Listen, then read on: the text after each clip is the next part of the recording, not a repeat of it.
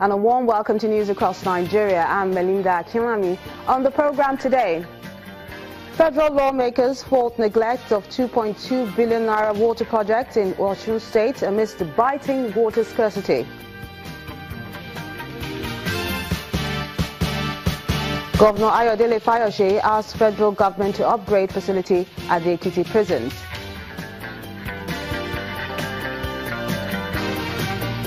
And Cross River State government uncovers fraud in its education system, saves 70 million naira from teachers' verification exercise.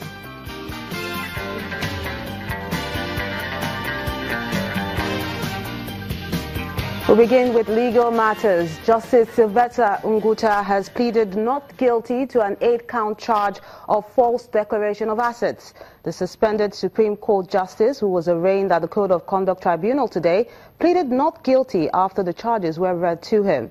The federal government had preferred the charges against Justice Unguta, one of which borders on engaging and participating in a private business.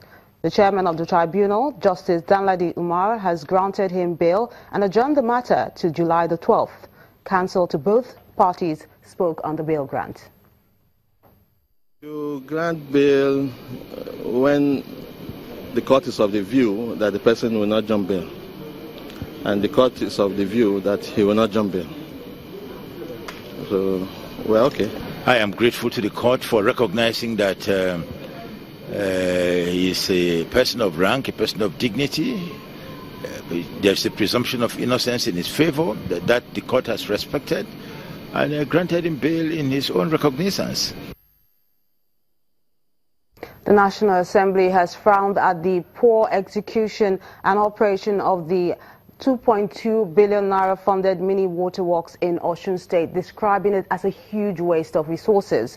Members of the House of Representatives on the tour of 3 mini waterworks projects in several towns in the state put the blame on the Osun Water Corporation.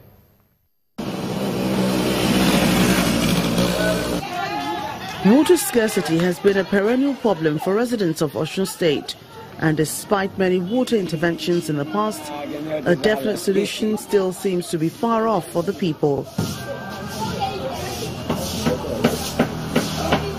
To solve this problem, the federal government, through the Zonal Intervention Funds in 2012, sited 3 mini waterworks at Ikpetu-Ijesha, Ila and Ife-Odon towns of the state.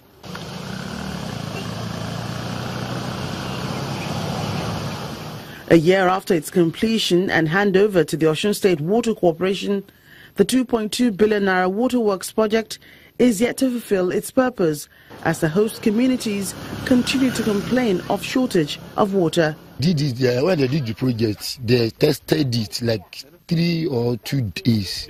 So after then, they have off it. It has not been working. And at times when we get here, we will not get the water. They say they didn't pump it for us. Members of the House of Representatives are in the locality to inspect the projects. They're not pleased with their discovery. The scheme at Ikpetu-Ijesha has not pumped water since it was handed over. The GM said you will be here. The situation is almost similar in the Ila and Ife-Odon sites. Although the generating set is working well, pumping water to residents remains a Herculean task, as the only taps operational in the town are in the premises of the waterworks. This did not go down well with the lawmakers. They're accusing the State Water Corporation and the Osun River Basin Authority for the failed water project. If Osun Water Corporation feels that some things that needed to be done were not done, they will in turn hold Osun River Basin Authority responsible, and then they will call their contractor to make amends. While the representative of the Osun River Basin Authority claims the project was handed over to the Osun State Water Corporation upon completion, the general manager of the corporation says otherwise. After the handing over of the 3 schemes, we did a memo to the governor informing him of the deficiencies in all of the schemes, and will provide solutions on how we can best put each of the scheme to utilization. The scheme can work depending on how the Osun State Water Corporation gets money, either to buy this or when the IBDC supply electricity. As this blame game continues, what residents are waiting for is to see that water flows from their taps again.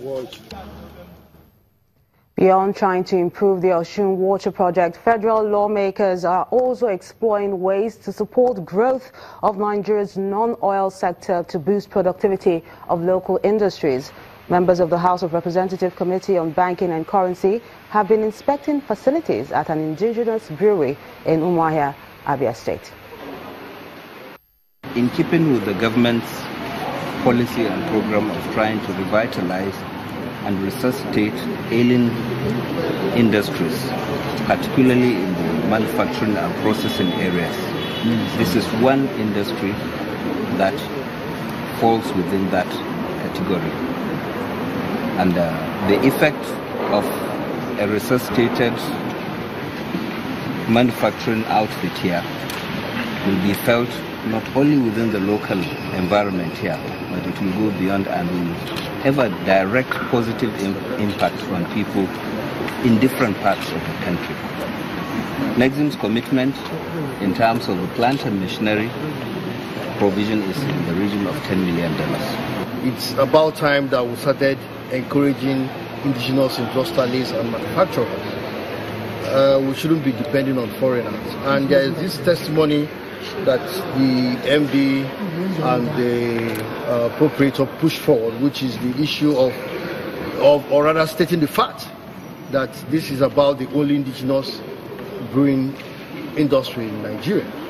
For us, we applaud that, and we believe that we should do everything that is within our power to encourage them, to help them as much as we can.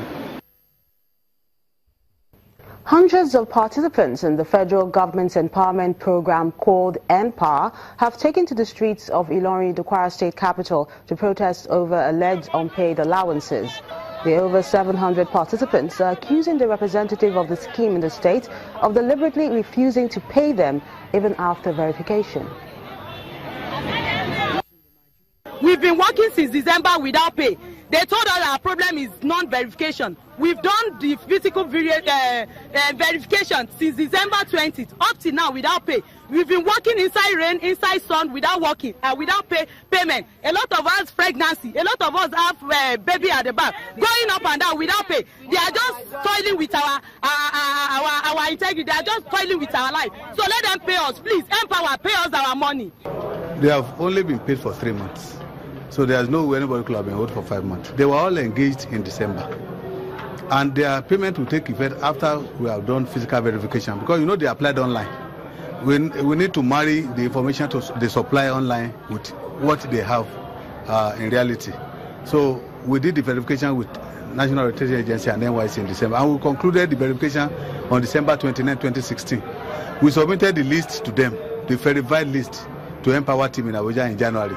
And that is why their payment takes effect from January 2017.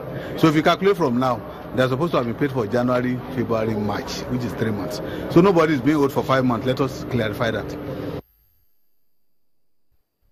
When news across Nigeria returns, the governor of Ekiti State is not happy with the state of facilities in the Ekiti prison. We'll give you details in a moment. Join us again.